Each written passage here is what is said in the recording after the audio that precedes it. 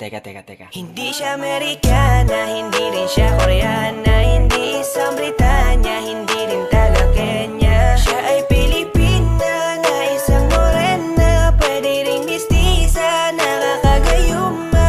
Hindi siya Amerikana, hindi rin siya Koreana, hindi isang Britanya, hindi rin taga Kenya. Siya ay Pilipina, isang Maria Clara, pwede ring chinita, nakakagayuma.